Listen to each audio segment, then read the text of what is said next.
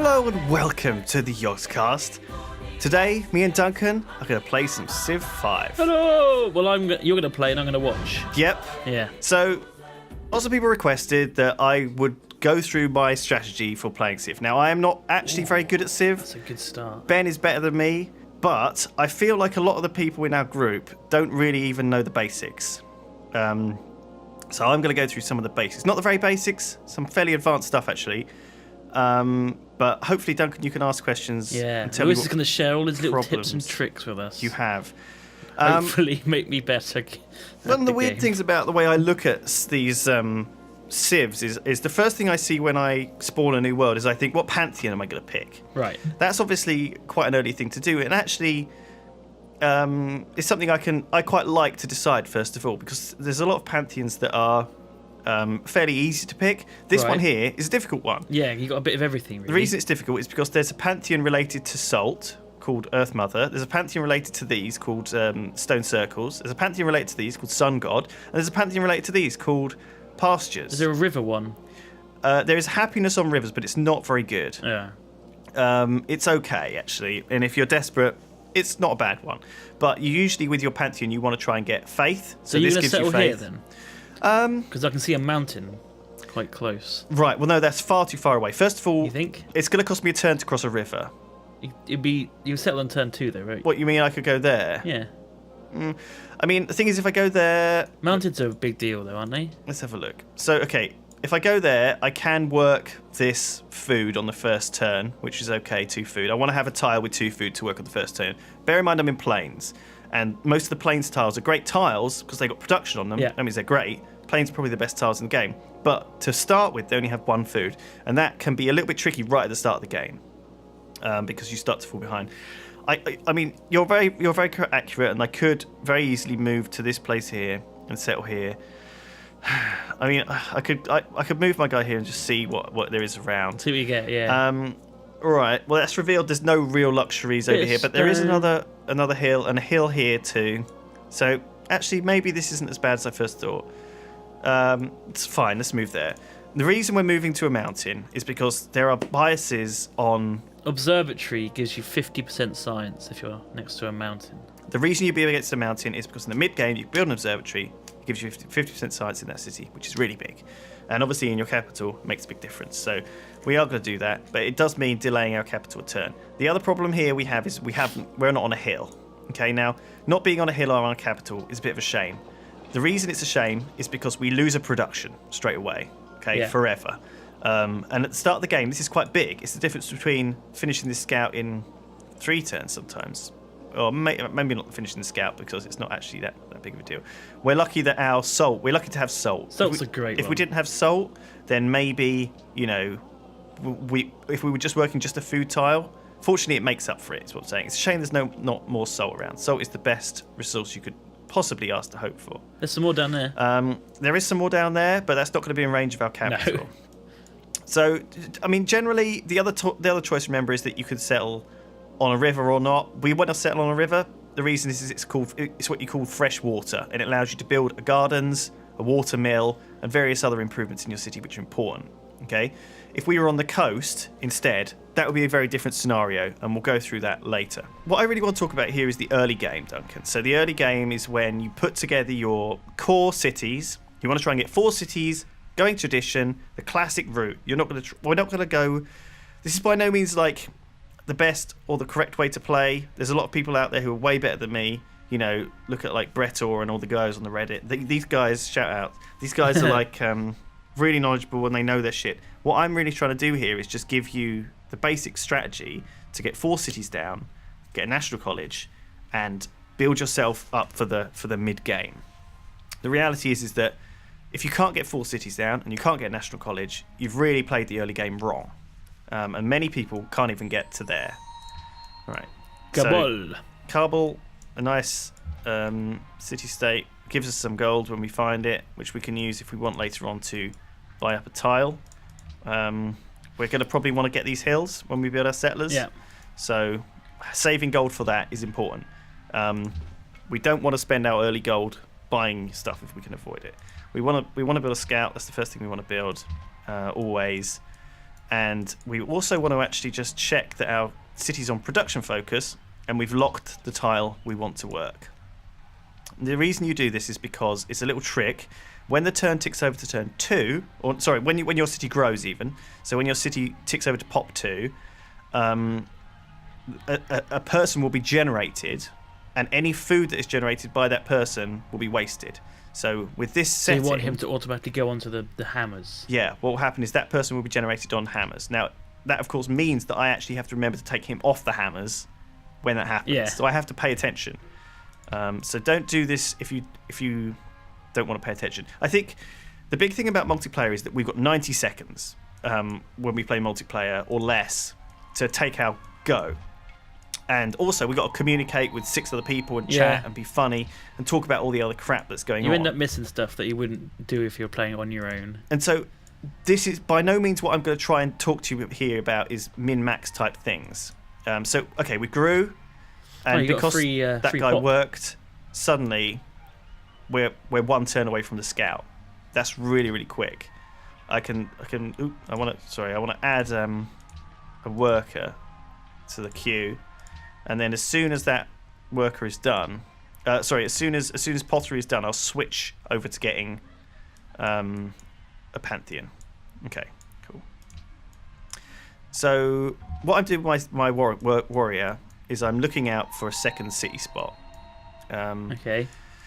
I think that down here is looking promising. There's a couple of salt there and a river and some mountains as well. Actually, that's quite nice. So I think here's probably looking good. But what I'll do is I'll get this first. And there's some cows. And then I'll re-scout this area a little bit. You don't think right in the middle there, next to the mountain? We'll see. We'll see what's around here. I mean, I'm on a single player, so I can jump forward turns. What would you value more, a river or a mountain? A river usually. Okay. Especially my second city. An observatory in the capital is obviously big. But I think that early game... Yeah, because the capital's going to have all the great person improvements, isn't it? In fact, I mean, hills I would value higher than either of those. Really? In many cases, yeah. So I got archery. That doesn't mean much. There's some good spots here. It's a nice sheep. This is probably a good spot. That's a nice spot. Yeah, wow, look at that. So 2 salt, the holy sea, trinity a river, of a hill, and a mountain. Coast, hill, river, mountain, Wow. hill, or everything. Yeah, it looks lovely. That's a perfect place for a sea. We'll have to see what's quite around here. But also, we want our cities to be about 5 or 6 tiles away from our cap. So 1, 2, 3, 4, 5, 6. About right. That's just about right. So that looks like a great place. So we've identified one city spot. I think there's probably another one here. So like one here maybe. Because that city-state will grow. Maybe depends. The city states will tend to grow towards resources. So yeah, I can't see a resource here or here. So I'm inclined to believe that they won't go for the salt. It's too far. That it'll be if I sit up here, I'll get this area. If I sit up here, I'll get this area. I don't want to be too far away. I don't want to be in a line. You know, I want to kind of build my expansions nicely around. Yeah, because you've got to build roads between your cities, which you don't want to cost too much. Obviously, I know that Sweden is this way. Sweden. And this looks like the edge of the world here, the coast, which is quite surprising. And here, oh wow, is a natural wonder, which is Mount Sinai. Now, Mount Sinai. That's a nice one. Gives 10 faith, which is big. Or is it 5 faith or more than that? I don't know. I don't know what that symbol means. 8 faith. It's actually 8 faith with a mouse over it. There you go. Who knew? So would it be worth building a city next to that? Look how far away it is. Not too bad. 1, 2, 3, 4. We will scout this area. We will make 9, a decision. 7 or 8, 9. Yeah. I don't know. There's some marble there. So it is possible that is a good location. If you find a natural wonder like this, that is certainly something you should strongly consider expanding towards. Especially if you have, again, a nice holy trinity here of River, Mountain, Hill. You got some desert hills. Now, in the case of this area here, I wouldn't expand here. No. Well, again, it's not so bad, but building cities on the coast isn't always the best idea because you're very vulnerable to attack in the mid-game from frigates or, by sea. So even here, I'm a bit scared to build on this tile. Nice to have a coastal city because you want to build some boats eventually to explore. But it does make it very vulnerable. You know, anyone with a couple of frigates and a privateer might sail straight up here, boomf, your city's gone. It's fairly defensible because it's not too far from my capital. And yes, you're right, I will want ships eventually. The fact is that building some sort of navy is really important because I don't want him to just sail up with a nuclear submarine here and nuke my capital later in the game. So would you say it's a capital would be best to have off the coast? Well, often you will. If I say I'd spawned here, Yeah. would Would you have moved one tile in next to the sheep? I mean, I think you have to play it by ear. I think many good Civ players might even consider moving their capital off this coastline because there's no sea resources. You know, it's a bit risky. I don't think there's many better city spots. I think that's the problem. You can't spend multiple turns moving inland. No. I think people probably would just be greedy, go with the Holy Trinity spot, and then make sure. I think the thing is, there's only one tile that it's exposed on though, so you could easily bottleneck the ships. When you build a coastal city, okay, you're basically saying, I'm going to build more coastal cities. If you build your capital on the coast, you need to build other cities on the coast. If you're just building an expansion on the coast, you have to accept that expansion is going to be at risk. Yeah. But you have to play the game accordingly to protect it. I think like if they spend a lot of resources, sea resources attacking your city in the mid game, at least they're not taking your capital. Yeah. You know, so it's not as bad. The reason you build expansions is that you want people to attack them instead of your capital. Your capital is often just as easy to take as any other cities. But the only problem is it's often shielded by other cities that are blocking it. So, you know, if you have a capital that's exposed on one side to an enemy, they'll just take that and that's your whole civ gone, basically. Your capital's very vulnerable, often. Right, so I'm scouting out my city spots, and I think, honestly, this game, I can see where I want to go with it. It's not complicated. I need to get mining, obviously, to get that salt hooked up. So let's do that. You have to prioritize research early towards basically. You see what I got? I got pottery, and then I got animal husbandry. The reason you get animal husbandry is because it reveals horses. And horses, if you have one, if I was lucky and one of them had just popped here, suddenly that would be an extra production tile. Okay, I should be working this instead of that. In fact, I probably should be working this instead of that. So I wasn't really paying attention to my city. So you don't kind of like beeline for a wander early on, like a great library or something like that. That is often a trap. You can do it, but it needs to be a strategy that you go with as part of. It's not in my mind as a thing that I necessarily do, at least in the early game. I'm talking about early game here, and my early game standard, the best strategy you can really do is get 4 cities down, get a national college, and that's what we're going to do here. Okay, and then we can pretty much leave it, and then we'll move on to like the next kind of. I think after we've done that. We'll look at some other stuff. Okay, so now I've got some barbarians. Now, barbarians are irksome, but they are not by any means the problem, which a lot of people make out they are. In many cases, we have a lot of problems with barbarians in our games, and it shouldn't be the case. Obviously, you need to balance between identifying city spots and protecting your city, and the best way to do that is to make sure your scouting units don't go too far. If you have them on auto-explore, they fuck off like miles off. Yeah. And then they'll never come back. And they have to serve this dual purpose, really. So I wasn't really paying attention. I should have been paying better attention. But we got the worker out before the shrine.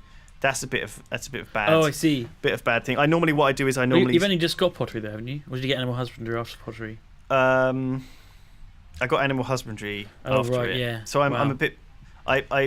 I would typically pause the worker to build the shrine first, but in this case, I'm not actually super worried about it now. You're getting farms out, which is good. I'm not going to work that tile though. That's the thing. I'm going to work these other tiles before. Right. I just wanted them to do something. The problem, the difficulty is I've got plains though, and plains are great for farms, so this isn't the worst situation. But I think actually. Mostly what I will do is I will build that shrine first quickly because I want to secure a good pantheon. Okay, now a good pantheon would be, for example, if I was in the desert and I wanted to get desert folklore, I need to build that shrine as soon as possible. I've not found a religious city-state. This guy isn't one. This guy isn't one. It's a cultural one. So if I'd found a religious city-state, boom, maybe I would have been lucky enough to found one straight away.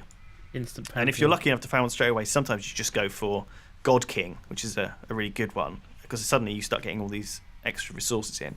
But if I wanted to make sure I was getting a specific one, say I had 3 copper or 3 gold or 3 silver. I always find that God King is the one that you go for if you haven't got like a really obvious one. That's right, it is. It's a safe bet. Yeah.